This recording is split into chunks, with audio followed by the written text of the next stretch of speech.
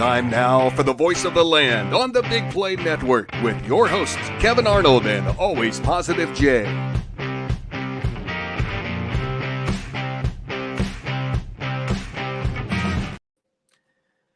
Boy, oh boy, it seems like the month of April really is Cleveland's month so far here in 2024 as the Cavs are in the midst of the playoffs, up 2-0, heading to Mickeytown to Orlando to take on the Magic in Game 3 tomorrow night.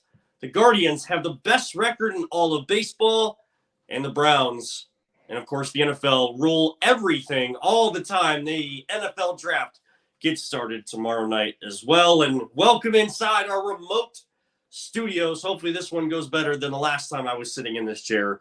Yes, I'm Kevin, going to rock myself the entire time because it is... Don't. Please don't. I know. I'm not going to lie. It's highly annoying to watch right now, so I'm sure viewers don't like it because I don't like it. I was like, as soon as you started rocking, I'm like, oh no. Well, like, watching me do this. Do you want me to do this the whole show? Well, you're closer to the camera than I am. No I'm excuses. back so that like people don't see that I'm rocking as much as I am. Yeah, well, it doesn't really matter. It's what everybody else likes. So, this is the voice of the land here on the Big Play Network in our remote studios, and of course, partnered with LPV Productions. We always thank our friends over at Vector Technical. They'll get the right person in the right job the first time, more to come on them later on. I'm Kevin Arnold. He is Always Positive Jay. Jim Wagner back at control, helping us out again in place of our AI system, Peter Tulloch, or we always call him Audio. What Jarvis was to Iron Man, Audio is to the voice of the land. Right off the top, Jay, we said it. Cleveland is the story of everything. We were the story during the women's Final Four and the eclipse, and now we have the best baseball team in town. We have a Cavs team that is showing life finally in the playoffs, and of course the Browns will draft, and that's always a topic of conversation, which we'll get to later. But I want to start, Jay, Cavs playoffs up 2-0. Just want to hear off the bat your thoughts on what you've seen from the team. Do you take any issue with what they're doing? People seem to still want to fire JB just because they want to fire JB, and people are upset that we aren't scoring over 100 points. Well, when it comes to the fire JB thing, I mean, it's the NBA. All coaches are on the hot seat pretty much almost always, unless you're Greg Popovich. Like, they just don't last long, and everyone wants them fired. I don't know why. It just is what it is. That's going to happen. How this playoffs go will determine his future here. I'm liking how they're playing. I think they're playing like a B plus style play right now. I think they could play better, especially their shooting, and Darius Garland's got to cut down the turnovers. But our bigs are playing well together, and that's been an issue, and it seems like they've worked out their issues.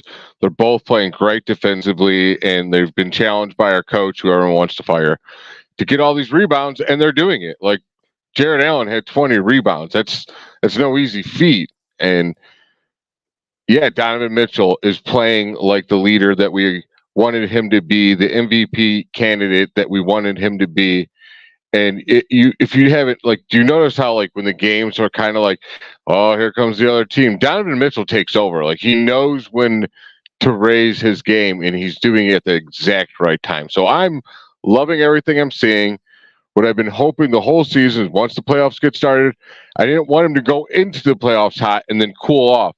I want them to start getting hot in the playoffs against a team like Orlando, who's scrappy, and you're not just going to roll over them if you're not playing hard.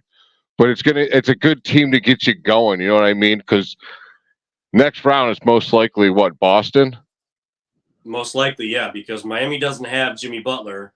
Yeah, they don't have Himmy Butler, excuse me. They don't have him. They don't have Emo Jimmy out there on the court for him. So Boston should pretty much roll in that series. It's not going to be the same as last year with Miami being the 8th seed. At least I don't see that. Jaime Jaquez from UCLA is pretty good, but I don't think that they have enough in Bam Adebayo and Jaquez. Or Hero. Yeah. They're not going to win. Let's just be real. I mean, they're not going to win. they don't have the full star to pull them through moments like you were just talking about with Donovan Mitchell. And it's good to see that he's, he said he was 100% going into the series, and I don't know if that's the full percentage that he is, but he is pretty close to it because he's playing as if he's feeling the healthiest he's felt in several months, which is great to see. You brought up Darius Garland, and I know he catches a lot of flack, and in a certain sense, rightfully so. Like, we're the type of people that are going to keep things realistic. By the way, should mention, if anybody wants to chime in on our conversations here tonight about the Cavs, Guardians, Browns, we are both using our phones to stream tonight since we are remote. So if you have a comment on the actual tweet on X, you can, if you know at least my number, you can text me or DM us somehow. I will get all the notifications drop down and we'll read your comments tonight. But going back to Darius Garland, yeah, he has turned the ball over a lot. And again, the criticism is warranted. I think that there's some people that just like JB, like they don't want Darius here, like they have a vendetta against him. And it gets a little personal. I mean, this is a guy that's been through a lot this year. Drinking through straws and all of that. Now, injuries are not an excuse. I just think he hasn't been healthy all year long, and something isn't clicking up in his head, like mentally. Like when one little thing is off, like that confidence, when it goes away, it's hard to get into it. Now, I've seen some flashes from him in these first two games, and it looks like a guy that might be coming out of it, which is crucial. If he can do that, the Cavs can win this series. He works through his issues. He starts to feel like the Darius Garland, the all-star guard we know that he is. That makes this Cavs team even tougher going into that Boston series in the second round if they get there. Because what I'm liking from him, though, he's hitting timely shots. And I'm going to bring up something else timely that Cleveland's doing well right now, but later. But he's hitting timely shots, and that's key. Like, if you're going to play bad, that, when the time comes, make the shot, make up for it, hit that key shot. And he's hitting a lot of huge threes so far. So he's hitting those shots late. And that's what you want to see. Like, I understand he only had maybe 3 points going into halftime, 3 fouls as well. Like, yeah, you don't want your all-star guard that everybody talks about the contract. He's got the max contract. That's not what you should be getting out of a $200 million player. Again, not diving into people's pockets here, at least not in this conversation. That might come a little bit later in the show.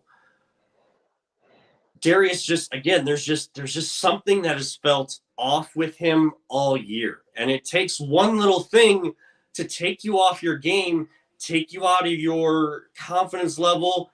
I mean, this guy can handle with the best of them. He can shoot with the best of them. He can pass with the best of them. We know he is that type of player. But he needs to find it. And I think the confidence should be building when he's hitting those timely shots. And kind of, while the Cavs have won somewhat comfortably in the first 2 games, Magic, they're a scrappy team. They keep making runs. They're going to keep the game close because they are the second best defense in the NBA. I mean, the Cavs were one of the best defenses in the NBA last year. That didn't come to fruition in the playoffs like we wanted it to. It is for the Magic. Their defense is for real. They just don't have guys that can score and can help Banchero when he is not hitting from the outside, or the Cavs have a perfect plan to defend him. Jay, tomorrow night, though, as soon as that ball is tipped, the Magic are coming for it. They're coming for the Cavs right off the bat. They're going to feed off their home crowd. It's not Miami. People in Orlando will probably show up to this game and show up on time. So the Cavs got to be ready, and they got to weather the first storm. Oh, for sure. The best thing you want to do is just get off to a hot start and take that crowd right out of it and put them down. Like, don't take your foot off the gas. Don't play even better than you have. Start elevating your game. Start making those threes. When Max Strus, he needs to get going with making his shots, and just don't give them anything to have any confidence about. Just destroy this team and put them down and get rid of them and get ready for the next round, because the next round is going to be the true test of your playoff run. My biggest disappointment right now has been actually George Niang, not Darius Garland. I know some people will probably say Darius Garland. Some people would say JB because he's not playing the 12th man on the bench. He's not playing the 11th man on the bench. Like Sam Merrill needs a bunch more minutes. Sam Merrill should play somewhat in these rotations and should be utilized because he's that 3-point threat and you need to spread the floor. But he's not going to get more than 5 to 10 minutes like a game per series. And yes, I know Marcus Morris was brought here to be an enforcer, but he can do that from the bench as well. And you're not going to go deep into your bench during the playoffs. No one really does. It's just playoff ball, and people want those guys to come in because they want to see those nice. I was drinking out of it this morning. I see it, Kevin. I know. I'm showing our fans because like you can go to voiceoftheland.com/shop and you can get a mug just like this. I lost my train of thought. Cavs disappointments. 12th man coming off the bench. Oh yeah, they just want to see because the way the Magic are playing right now is garbage. Like you can't beat us, so you're going to try to hurt us. Wendell Carter Jr. I saw that chicken wing crap that you threw at Donovan Mitchell, but don't stoop to their level. Just play your game, and if they're going to try to outmuscle you like that, just outmuscle them in the game, and let your game do your talking for you right now.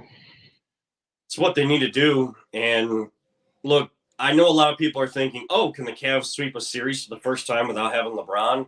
I think we're maybe putting the cart before the horse with that. The goal for the Cavs is to win one down in Orlando. If you get both, great. But you need to take one of these two because you've done what you're supposed to do. You've won at home in front of your crowd. Things are going to get hostile. Things are going to be uncomfortable. It is just you guys. You have to be able to silence that crowd. You have to win at least one game down there. Do I want the Cavs to win every game? Absolutely. So if they win game 3, do I want them to win game 4? Yes. But I'm not just calling for a sweep right now because I know how playoff series work. I know how this goes. And the mindset has to be, first, let's get one. You got to get one before you can get 2. That's correct. Dude, just like Kevin Stefanski always coaches, one game at a time. We're going 1 week, one game. Just focus on what's ahead of you, win that one, then go to the next one. Forget about what you just did and worry about what you got to do next. And again, just be ready. Fans out there, be ready. If you're watching this game tomorrow night, if you're watching that, hopefully instead of the first round, because Browns not picking the first round, but I know the draft is still watch worthy. Maybe you have a couple devices you can watch both. Oh, I'll be watching it because, it's nearly impossible for me to watch the Cavs unless I go somewhere. That's right, because no one can actually watch it because it's on NBA TV, but they black it out. Even in the playoffs. NBA TV. It ain't on NBA TV. I don't know what you're talking about. What? It says it's on NBA TV, but it ain't on NBA TV. That's what I'm saying.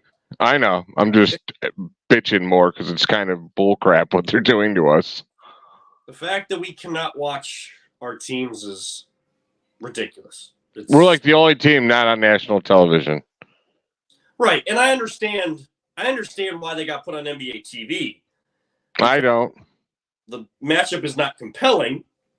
I don't care. But you shouldn't be blacking things out just because the local affiliate has the rights to it. This is the playoffs. This is different. You need to understand that not everyone can access Bally Sports. Make it accessible somewhere, somehow. I'm getting myself all worked up. This sinus infection is just kicking my you-know-what.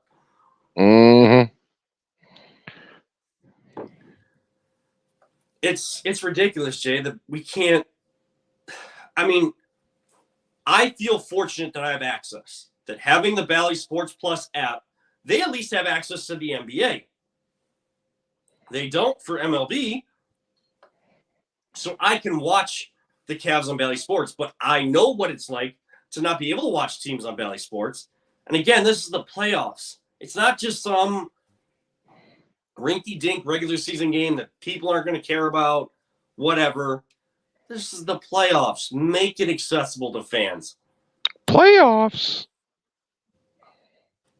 Had to do it. I know you did. And apologies to everyone. I'm going to be drinking a lot of stuff, just water and tea tonight because, yeah, I'm getting over a sinus infection and talking is not good for that. You got the sick family going on right now. Dude, you don't even know. And we got to put on a first-year birthday party on Saturday. It'll be all right. I know. Everybody's getting over it. So it's just the ending where, at the end of it, you get like that. It's just. Yeah, the grossness pretty much. It's all coming out. Yeah, and that's what.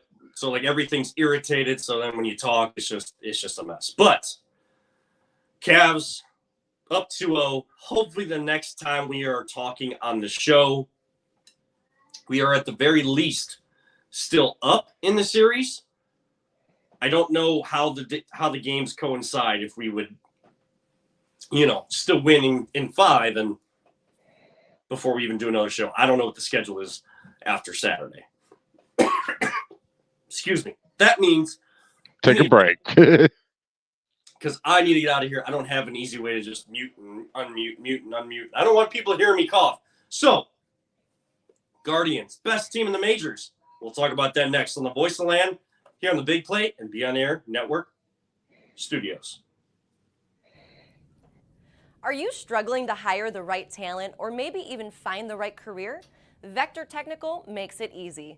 Since 1992, Vector has provided Ohio employers with a reliable process for hiring and have helped thousands of job seekers advance in their careers. Vector Technical is more than just a temp agency. We invest time to get to know each client and candidate personally. Vector places people in job opportunities that they are truly excited about.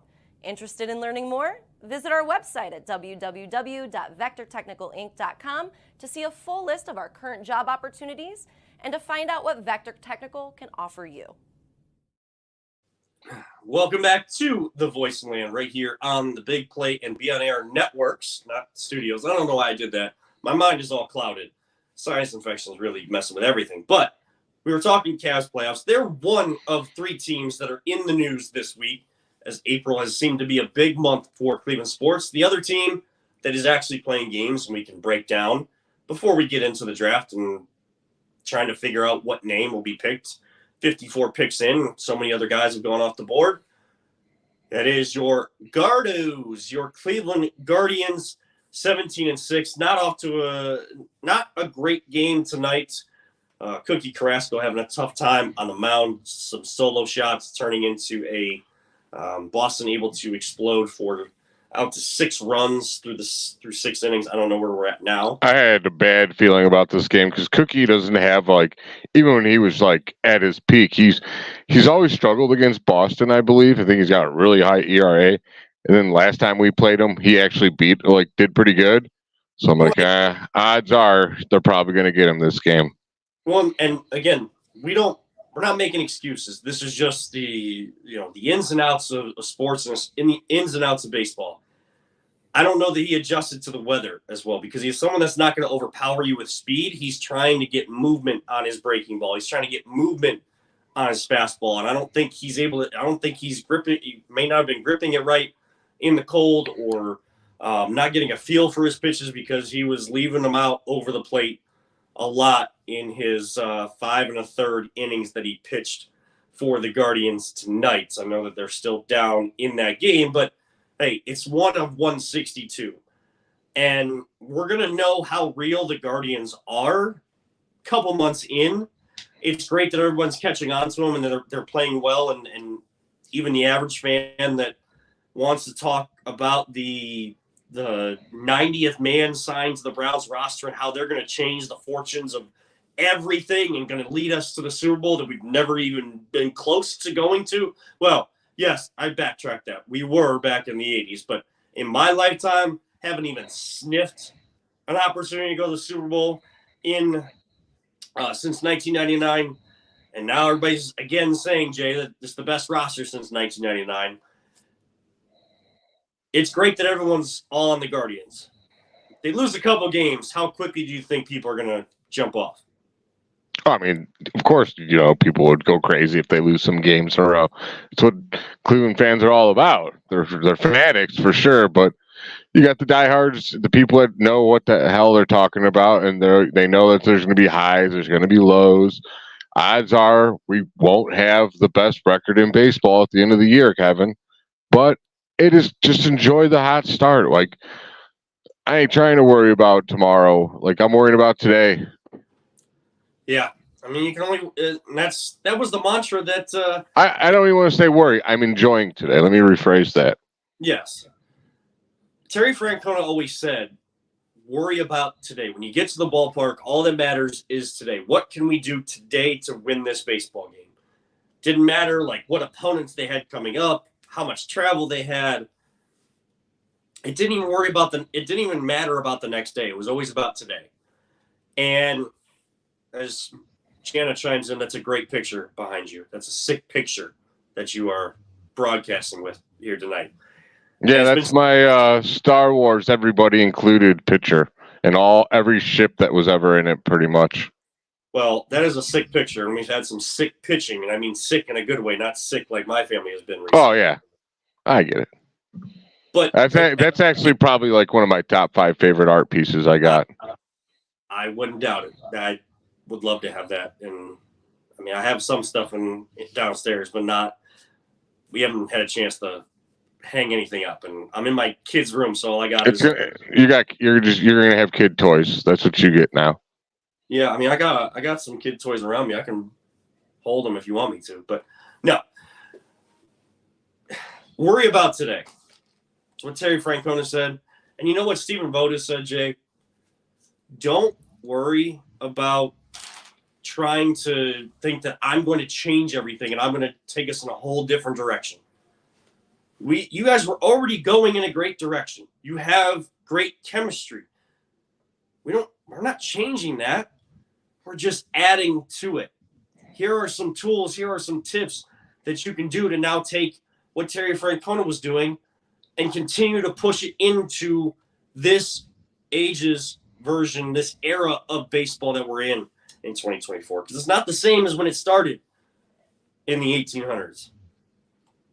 Baseball has changed. While it's America's pastime, everything needs to evolve and adapt.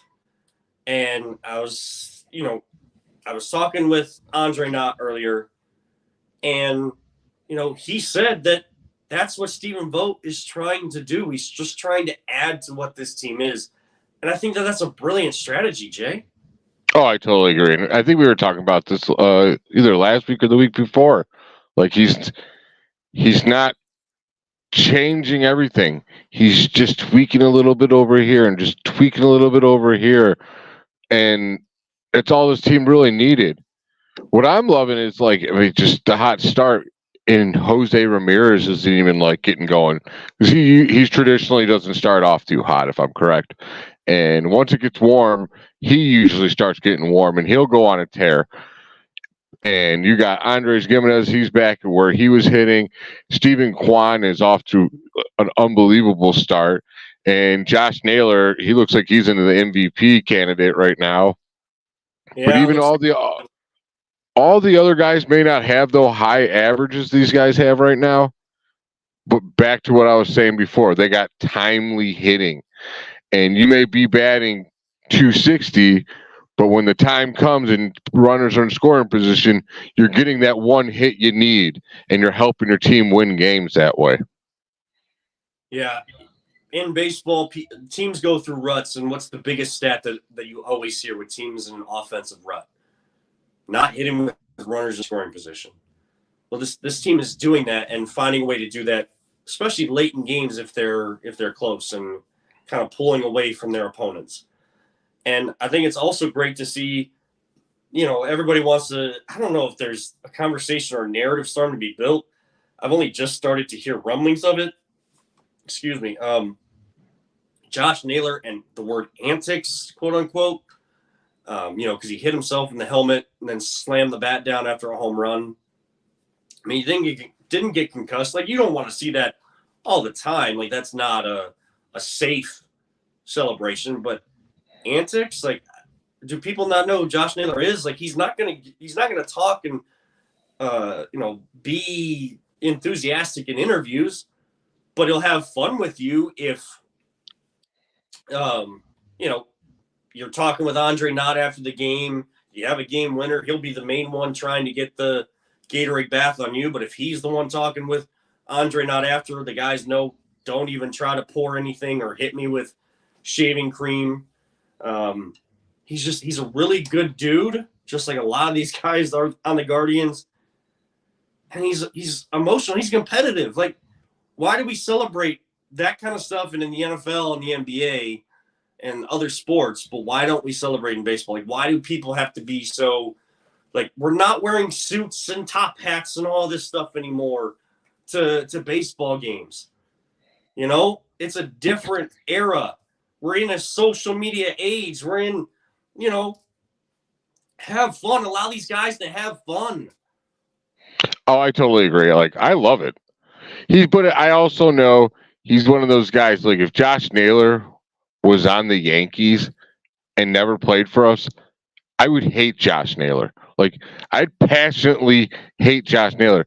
But that's a good thing for baseball. Like, it's not a bad thing. You need heels. It's just like wrestling. You need pros. You need the good guys. You need heels. And for us, he's a good guy. It's all about perspective where you're looking at him. You know what I'm saying? And like, because we know his background, we know how he acts and all that stuff. One of my favorite things I heard about him this week, and it was from Andre Knott, is I think it was after he hit that home run. The first baseman was not all, he was like kind of ticked off about it. But he got on base again, and he didn't say anything to Josh Naylor because he was scared of him. I'm like, that's awesome. Like, he's just one of those people. When the game starts until it ends, he's a different person, man. He turns it on, and he will do anything and everything to get his team motivated.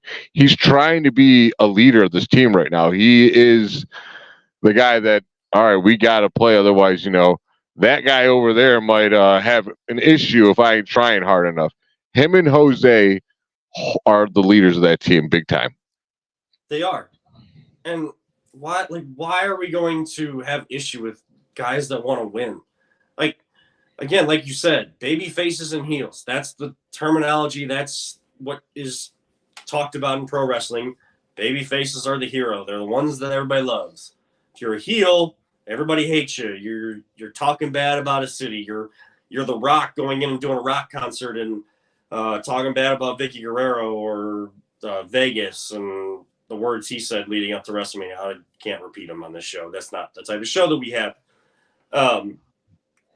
But look, we always hated like Joakim Noah. I know a lot of other cities hated Matthew Dellavedova because they're the effort, the energy, that infusion of energy into the team. Like, you love them when you have them, you hate them when they're not on your team, but you're getting, like, there's a reaction to it. That's what sports all about, is reacting. If I don't react to anybody, like if I am Josh Naylor as if he's in an interview all the time, we're not going to get any interaction. We're not going to get, no one's going to tune into this show. We can't just be sitting here like, Guardians are really doing well this year, and they may not play well tonight, but they have plenty of opportunity. No, like, that's Kevin, have you ever watched Parks and Rec? Yes. You sound like the radio guy. Today we have Leslie Nopon with us today. Hello, Leslie. How are you doing? National Public Radio. Like, that's, there are people that like that stuff, but not many, and not the people, like people that tune into us. They're not looking for that. They're looking for passion. They're looking for us to be real about all this. That's what Josh Naylor is. Like, let him be him. If it gets out of line, lose each other. Oh, there you are. Got you back. You kind of. You're frozen. Yeah, I can hear you. You're frozen though. You got too excited. It couldn't keep up with you. You were frozen. I wasn't frozen. You were frozen. It's frozen too. We're both frozen.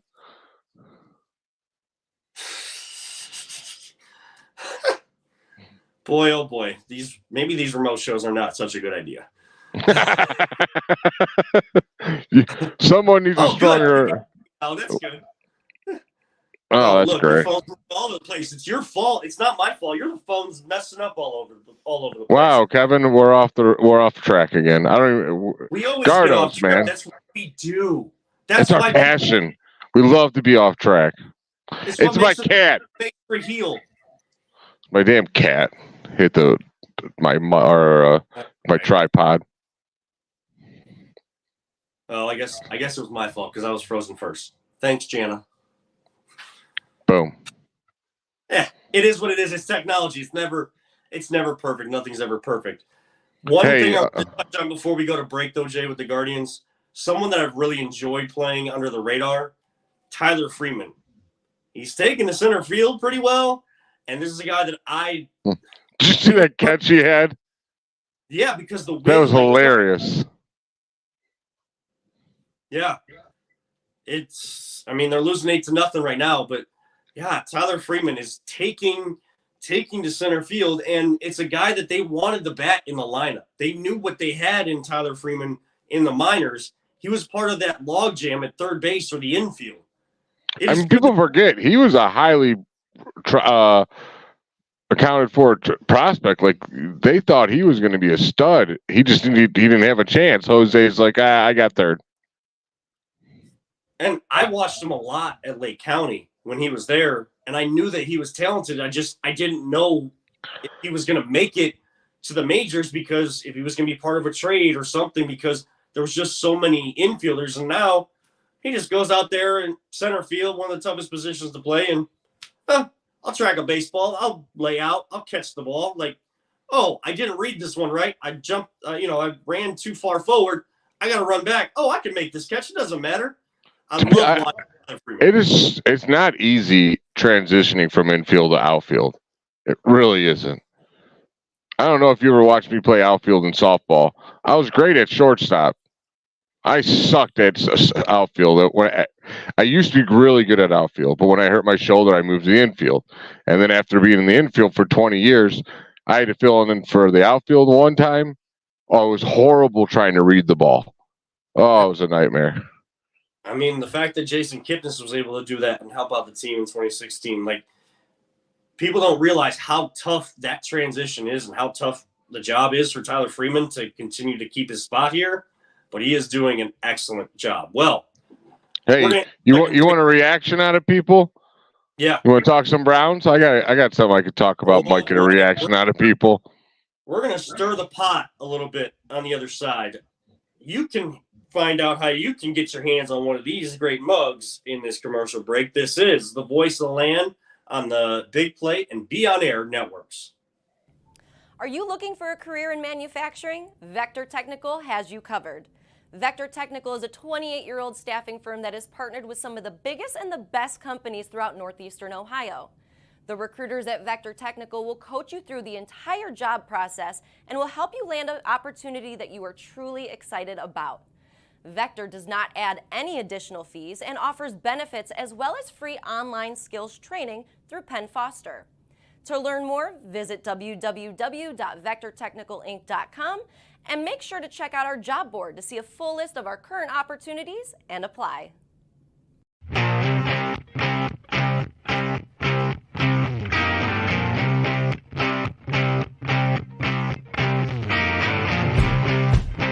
Get your gear at voiceoftheland.com/shop. And don't you worry, the face you're going to get on a lot of those products, it is Jay's face. It just, we honor the they just don't love me enough to put me in the commercials. Talk to Peter about that. That's not me, man. I don't even, he put that all together. But that AI system, I tell you. Yeah, he likes to stir the pot behind the scenes. Mm-hmm. I think we're going to stir the pot a little bit, talking Browns. Let's start draft, though. Let's cook it up. Let's start with the good news. We'll start with the positive. Yes. So Browns don't pick until Friday night at pick 54, not anticipating any sort of move up to the first round, and media's not even going out there on Thursday night.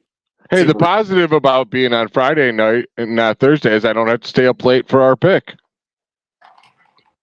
That's true, because we would have picked, I think, 23rd, 24th. Now that pick is, I don't even know who has that because we traded to Houston. But I think Houston even traded that one away. Maybe to Minnesota. It might be Minnesota. I think it was Minnesota. There are several teams with several first-round picks this year, and not all 32 teams are going to be picking. And a couple of them need quarterbacks, so they might even move up more. Yeah, so what do you think about that? Do you think we're going to see this 5 or 6 quarterback first round tomorrow night once we're all said and done? Possibly. I hope so. I'm hoping that a lot of quarterbacks get picked before we do, and it pushes down talent. That's all I care about. I like watching the draft because, I always say, it's the one show you really get to watch where people have worked their whole lives to get to their dream job, and then you get to see it, realization of it come true. And I love particularly when they're at home with all their family. That's I just love that every single time. But it's going to get to the point I'm so sick of not having a first round pick, Kevin. I really like the draft a lot, and I miss it. First thing I'm gonna do is read a mock draft, an early mock draft for 2025 as soon as this is over, just so I can see the Browns in the first round again. Were you part of because I know Paulus was still part of the show at the time when it was COVID 2020. Did you jump in on our live draft show? When we had everybody on there? Yeah. Yeah, I was the dude that got all the guests. Oh, yeah, that's right. Yes. I was your guest organizer for that show. I think that's what got me the respect to be a part of this show. And you forgot. Because you can get the guests. You can definitely book some guests. For a no-name caller to RBS, I could do that. Yeah. Have you left a voicemail to try to I know. No. No. I'm not talking about it. Okay. All right. Well, we can talk about again, not having a first round pick. It sucks. A second round pick is really good. That's still awesome. Yeah. That's a high pick. We could sit there and be like, oh, they might get this guy or we might get this guy. And I think it's a waste of time because we're probably going to get someone we have no idea who and then we're going to fall in love with them shortly after.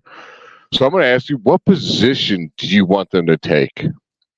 Or is it a power ranking of any kind of sort? You might want this, or this in order. I would probably have a power ranking of 4 spots, 4 positions. I would say wide receiver, linebacker, defensive line are interchangeable in the middle there, and then offensive line depth. I'd push that one kind of down as a low 4th spot. And this is not an original take. Wide receiver, just because of the expiring contracts of your wide receiver. Can you keep, or do you want to keep Cooper and Elijah Moore? I mean, Elijah Moore is kind of the one guy that I could see not making it to another contract here. But he is in a prove-it year, so maybe we see the improvements to the Browns to keep him around. We'll see. We always love guys on the last year of their contract. But yeah, having some young talent in that wide receiver room, they learn this year and then they can kind of flourish the next year. If you're going to invest in a quarterback, you need weapons around him. And if you can't afford the high-end weapons, you can't afford to keep the established weapons, you need to go out and get young talent. Oh, I totally agree. That's why, for me, if I'm rating who I want them to take, position-wise, it's a toss-up. The first one is either got to be a wide receiver, or I'd love to see a linebacker. If the best linebacker can fall to us, which would be fantastic, I'm all for it. We lost Taki this year and Anthony Walker, so we're going to need someone to replace him. But there's so much depth at wide receiver, so I would love to see a wide receiver. I just got a feeling that all the top end wide receiver, you're going to see a run on wide receivers, and I think all the guys will be gone. That's how it falls for me all the time with receivers in the draft. I never get the guy I've ever wanted ever, so I don't see that happening. See, what I love, though, when you do start to get into the second round and beyond, like everyone that pulls up every highlight of a guy or whatever, like, oh my gosh, this 6th-round pick should have gone in the second or third round. We got the steal. It's YouTube highlights all over. People like making every single player out to be the best draft pick that the team's ever had. You're not going to know how the draft went until these guys get to play a couple seasons. Like, I'm not going to say Cedric Tillman can't play in the NFL. He didn't play well last year. He didn't really get many opportunities. And he didn't take advantage of the opportunities when they came. But that's 1 year, and you have high-end talent. And you have a rotating room of quarterbacks throughout the year. That's no way for a rookie to come into the season. No, I totally agree with that. And I actually don't think he played that bad, to be honest with you. It's just opportunity. And yeah, it wasn't that long ago that first round wide receivers didn't really make impacts on teams right away. But the way that they play the game in college and high school now, these receivers are way more equipped and ready to go. But they're a risk. They're a huge risk. Wide receivers aren't the biggest hits in the first round either. They're kind of, a lot of them miss. So that's why I want a linebacker. You don't really see too many linebackers miss when they're drafted high, except for our past linebackers, but that's another story for another day. Yeah, I mean, I'm not going to sit here and tell you, like, this is a guy I want. That's, like, if I look at a mock draft, it's like a 7-round mock. Oh, my gosh, like, I see this name. Oh, my gosh, that's the guy. I don't have that. I haven't looked into it as deep as I used to because I haven't had to care about it, which, to me, you want to stir the pot a little bit, I don't really care. Next year, I'm sure I will because we actually get to be a part of the first night, all that kind of stuff. But, Jay, let's really stir the pot, though. Yeah, I think I already did, apparently. Yeah, you really created a little bit of a firestorm on social media, didn't you? Yeah, I kind of did. I gave a certain quarterback some slack for going to Saudi Arabia, and I'm pretty sure he got paid to be an ambassador for the NFL to go there by the whoever's in charge over that wonderful country that just appreciates women so well. And it's just a wonderful place, apparently, because people love to go there and get paid and work for these people because they just must be pure class, Kevin. Pure class over there. Yeah. Sorry, Lincoln wants to be a part of the show. We're going to bring him in on the final segment. But nice. I mean, like I don't know, Kevin. Why are we defending this? I don't know why people are defending it. They're going, oh, isn't he allowed to go on vacation with his wife? I'm like, dude, okay, the realistic facts are he's been accused and had to go through a whole bunch of stuff with accusations of sexual assault and all this stuff. So he's trying to clean his image up. All right. So first thing you want to do is play good and be 100% focused. What is he doing? He's opening up restaurants. He's on social media all the time because he's so obsessed with being on social media and showing off all the stuff he has. And now he's the only quarterback I see in the NFL with a podcast. Like, that's great. You're talking football. But why are you worried about your podcast? Like, who cares about your podcast? Go win some damn games first, dude, and stay healthy. Finish the season for us. You haven't done that for us in 3 years. I haven't been able to enjoy my draft for 3 years. So you're trying to clean your image up. And then you go to a place in a country that treats women like absolute crap. Like, they just installed some law, I think in 2022, where they have to have a male what do they call it? How they term it? Like companion or something, or someone to someone to overlook their life that they don't even get to pick, and they have to have a male do it, and they don't get to vote. They don't get to do anything. Like, they're treated like crap, and they shouldn't be. The human rights over there are just absolutely outrageous. They just kill you for no good reasons now.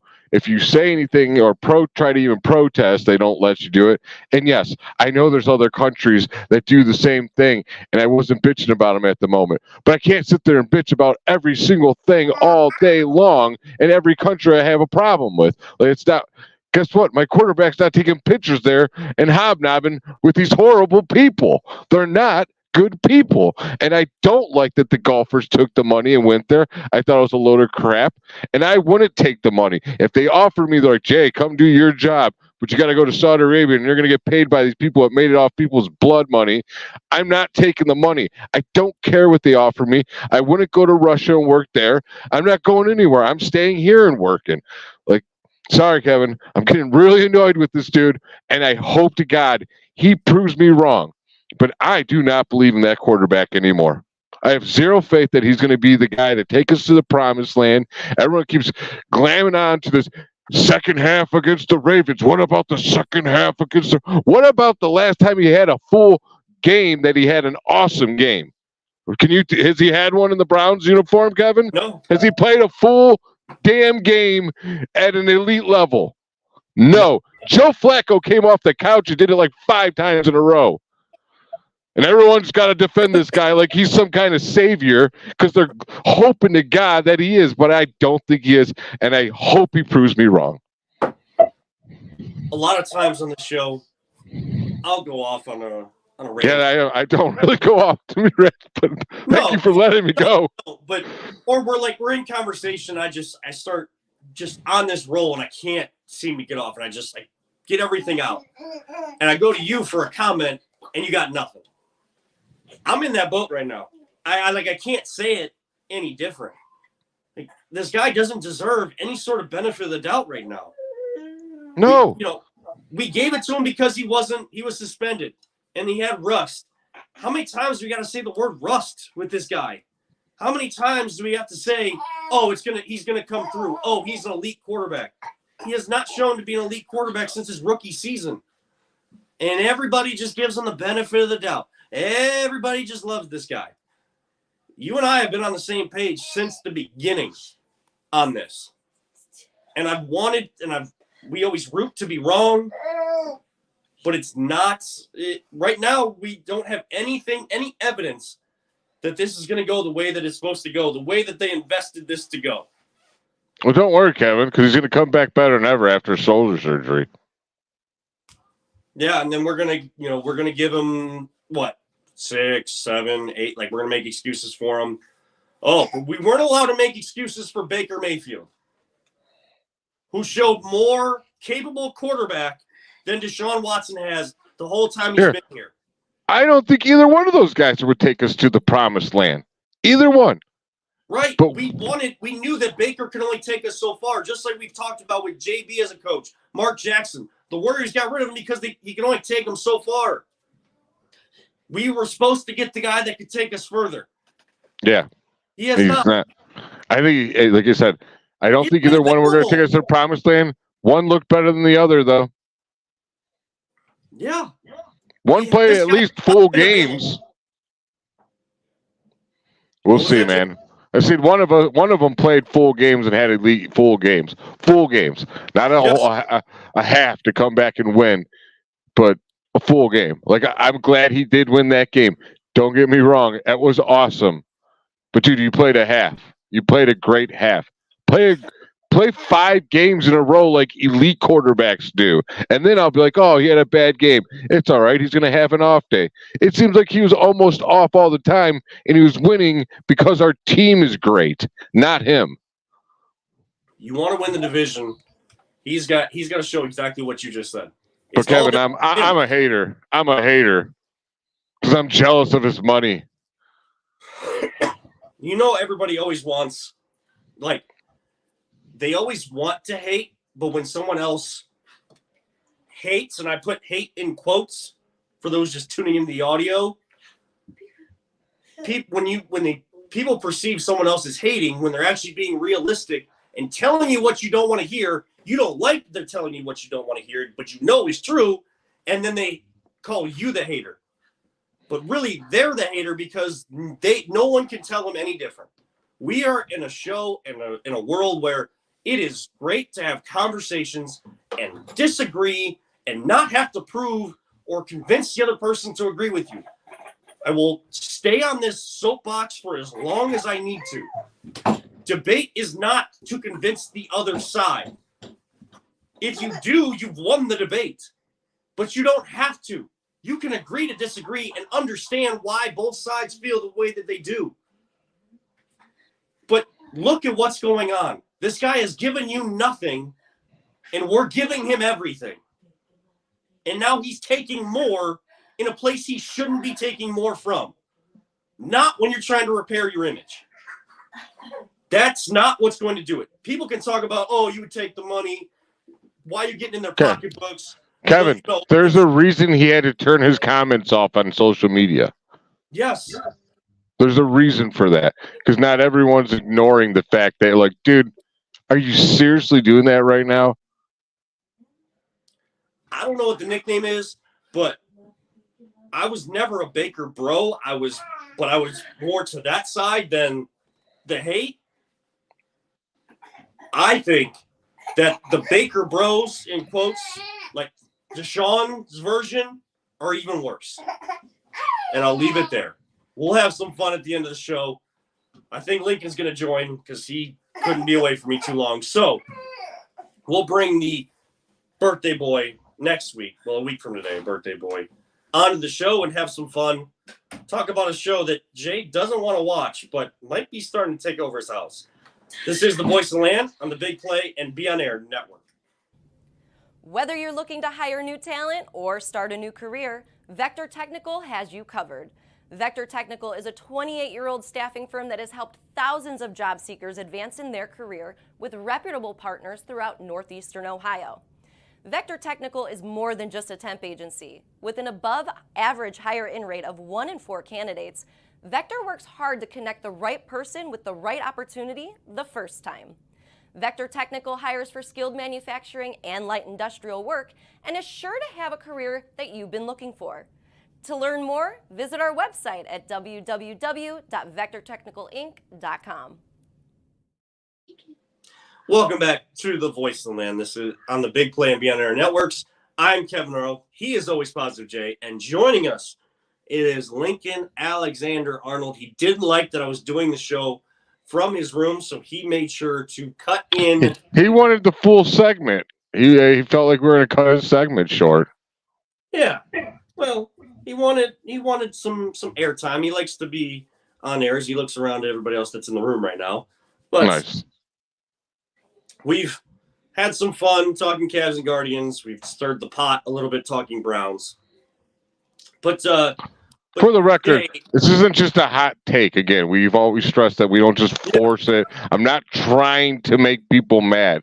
This is how I feel. Like, I really do feel that way. I hope to God I'm wrong. And the dude balls out. Browns win the Super Bowl. But I'll tell you this much. I ain't going to glam on. I'm not glamming on either. You know that I'm not. I'm for the Browns. But not that guy. Right. Oh, he's got. What do you want to say? Yes. You waving hi to everybody. Hi. Yes. This is Lincoln. This is my soon to be 1-year-old son. It's gonna make Jana cry because we're not ready for that. But time's definitely moving with this guy.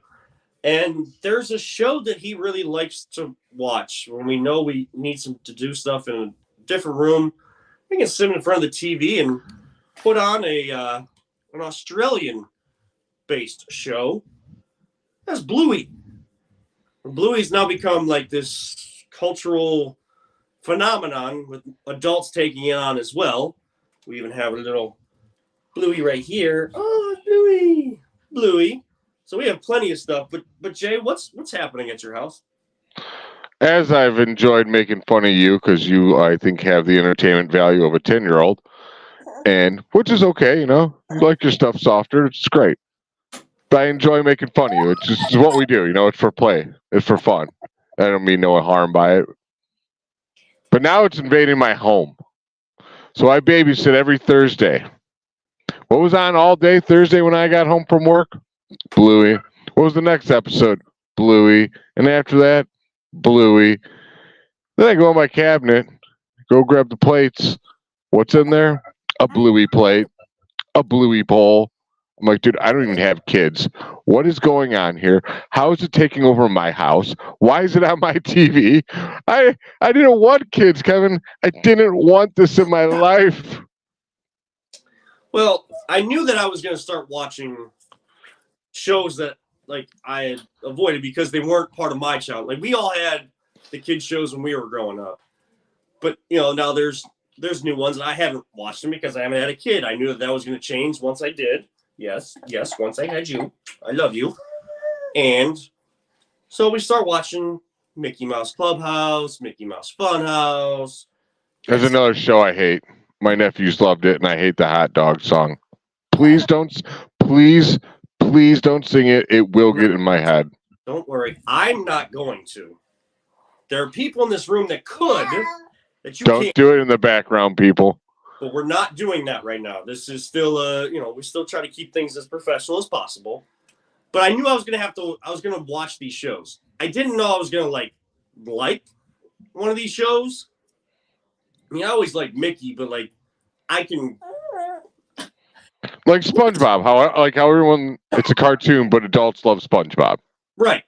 Bluey, like once you watch from the start to now where they're at, it is, like adults, there is plenty of stuff in there for adults. And what's really fascinating about the show, Jay, did you know that the way that like the colors are in that show, dogs can actually watch the show? Because like dogs are colorblind, so like the tints of the colors, they can actually watch it, enjoy it, see it. So like it is such when you kind of pull back everything, like it's a really innovative show. Like it's great for kids, and if you don't want to watch it because you think it's only for little kids, that's totally fine. Like I'm not here to convince people to watch Bluey. I'm just saying they do such a great job of subtly putting things in there for adults at the same time as kids, because they know parents have to sit there with their kids and watch it, and they've done a great job of marketing it and making it accessible to everyone so that the families are really enjoying it and not just stereotypical families just sitting there watching it. Yeah, you dropped your egg. You dropped the football. You fumbled. What are you doing over here? But families can sit together and watch it and not just sit there because their kid is there. It's a family togetherness, not a family have to be there type of thing. And I think that's really, really important, and it brings families together, I think, even more, which is what we want in this world. We want more people to come together instead of being separated and split up and fighting over stupid little things. Damn, Kevin, getting deep on Bluey. Hey, man. You got the deep blue going. Bluey gets deep. So what show do you dislike, like annoys you? Because I'm going to tell you, like Bluey, I haven't watched it that much. Hold on. But the one show I cannot stand is Peppa Pig. I find it's just so annoying to me. We won't put it on. Oh, it's the worst. The worst. And then Paw Patrol is the other one that comes on at my house because she loves her Paw Patrol, and she her niece comes over. She's 4. She has all the stuffed animals, and I swear, Kevin, they're like her babies. Like you just wait, because the one that sits at the table, she puts like a little bowl of water for it and everything. It's hilarious. But I can't do the shows, man. It's just too much. I know. Not as bad as Peppa Pig, though. Yeah, Peppa Pig is the only one. I don't think any of the other ones really like annoy me, but there's ones that I don't really like. I'm not into. I'm just kind of sitting there and having that as background noise while I watch it. He's into it.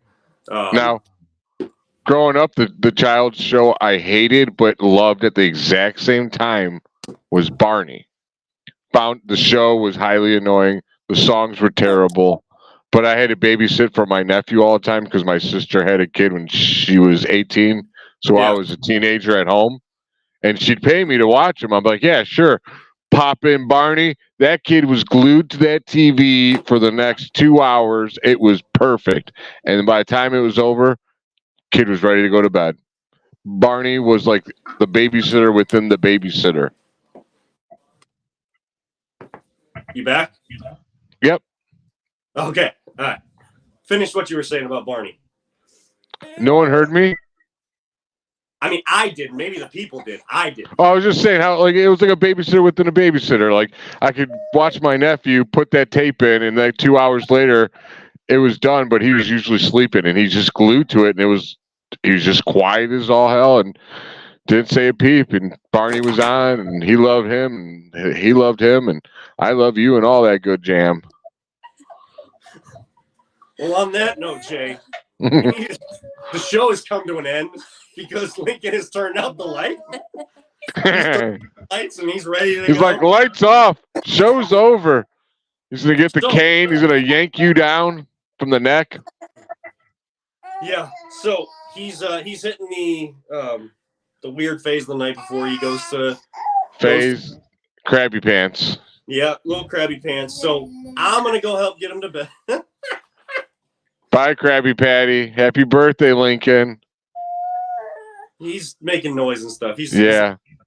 But that is going to wrap it up for this edition of The Voice Land. We appreciate everyone tuning in. If you didn't like some of the things you said, we can have conversations, but let's keep them real and let's all work together to make this world a better place for Always Positive Jay, for Lincoln, soon to be one, Alexander Arnold. I am Kevin Arnold, his dad, saying, don't let anyone ever tell you it's just a game. We truly love you all 3,000. Don't talk about it. Be about it. And live life, all gas, no brakes. We'll see you next time right here on the Voice of the Land of the Big Plate and Be On Air Networks.